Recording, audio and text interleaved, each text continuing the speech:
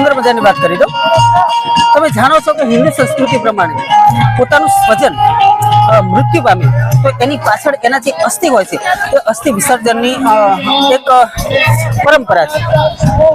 તો લોકો અલગ અલગ જગ્યાએ પોતાના સ્વજનોના અસ્થિનું વિસર્જન કરે છે અને સમજે છે કે મારા એ સ્વજન નો મોક્ષ થયો અને સ્વજનના મોક્ષ માટે આપણે બધા પ્રયત્નશીલ રહીએ છીએ।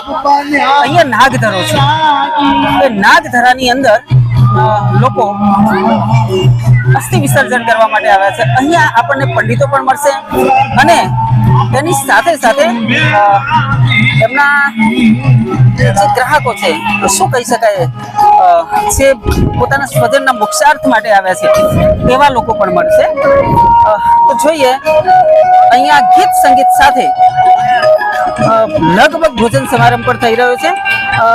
એનું મહત્વ થોડુંક છે અને ઓછું પણ છે, એટલા માટે આપણે અહીંયાથી નાગધરા તરફ જઈ રહ્યા છીએ। જોઈએ કે ત્યાં શું પ્રોગ્રામ ચાલી રહ્યો છે।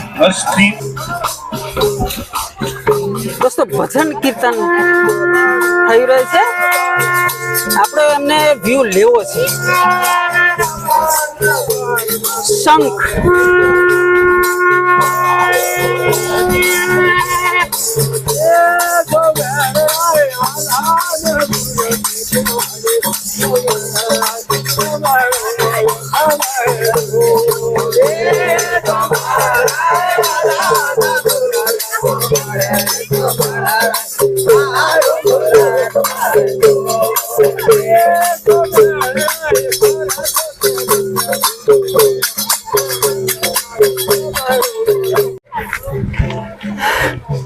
દોસ્તો તમે જોયું કે રસ્તાની અંદર કેવા કેવા કેવા બધા આકર્ષણો આવે છે અને થોડીક વાર માટે આપણે જે લક્ષ્ય ધારી હોય છે એ લક્ષ્ય સુધી પહોંચી શકતા નથી અને વચ્ચે આકર્ષણની અંદર રોકાઈ જઈએ છીએ। સરસ મજાની ઉત્તમ પ્રકારની એક ભજન મંડળી હતી, લોકો ભજન કરતા કરતા ત્યાંથી નીકળ્યા, તો આપણે થોડીક વાર માટે વ્યૂ લેવા માટે અહીંયા રોકાઈ ચૂક્યા છીએ અને ફરી પાછા હું તમને નાગધરા તરફ લઈ જાઉં છું। તો વિડીયોની અંદર ચાલુ રહેજો।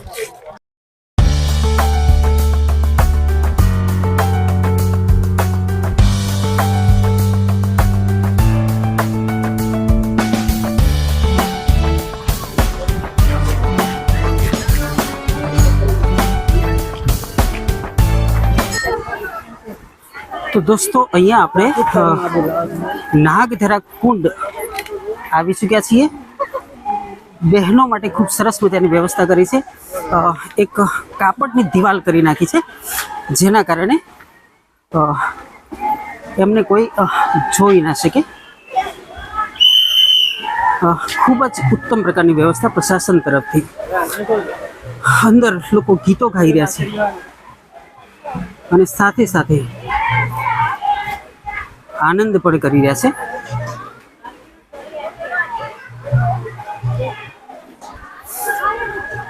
પુરુષો માટેનો કુંડ પણ એક અલગથી છે, જ્યાં પુરુષો નાહી રહ્યા છે। દોસ્તો અહીંયા મેં આવીને જોયું, નાગધરા કુંડની અંદર લોકો પોતાના સ્વજનના અસ્થિ વિસર્જન માટે આવે છે, પણ તમે કુંડની આજુબાજુમાં જોઈ રહ્યા છો કે ખૂબ જ ગંદકી લોકો કરી રહ્યા છે અને એ ગંદકી છેવટે આપણા સ્વાસ્થ્ય માટે, યાત્રાળુઓના સ્વાસ્થ્ય માટે ખૂબ જ હાનિકારક છે। તો આપણે સમજવું જોઈએ, જે પણ કચરો આપણી આસ્થા પ્રમાણેની પ્રવૃત્તિ પછી જે વધે છે એ આપણે દૂર કરી અથવા તો આપણી સાથે લઈ જવો જોઈએ અને યોગ્ય જગ્યાએ એનો નિકાલ કરવો જોઈએ। અહીંયા આપણી સાથે કેટલાક આપણા પંડિતો પણ છે, એમની સાથે વાત કરીએ। હેલો,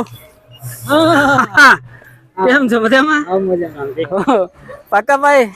હોય 100%। પેલું માઇક રાખો, આ બોલવાનું છે। તો અહીંયા આપણા બે જાણીતા પંડિતો મળી ગયા છે। તમે જુઓ, મેં તમને જે અગાઉ વાત કરી કે લોકો પોતાના સ્વજનના મૃત્યુ પછી એમના મોક્ષાર્થ માટે જે પ્રવૃત્તિ કરે છે એને અસ્થિ વિસર્જન કહેવામાં આવે છે. અને એના માટે આપણા જાણીતા કેટલાક જે પંડિત છે એ આપણને અહીંયા નાગધરા કુંડ તરફ મળી ગયા છે. એમની સાથે આપણે વાતચીત કરીએ. દોસ્તો, નાગધરો અને તેના મહત્વ વિશે જાણવા માટે વિડીયોનો પાર્ટ 3 તમારે જોવો પડશે. વિડીયોના પાર્ટ 3 ની અંદર પંડિતજી સાથેનો રસપ્રદ સંવાદ છે. આ સંવાદ જોવાનું બિલકુલ તમે ચૂકતા નહીં. દોસ્તો, ફરી પાછા મળીએ વિડીયોના પાર્ટ 3 ની અંદર. ત્યાં સુધી અલવિદા, શબ્બા ખેર. જય ભારત, જય હિન્દ.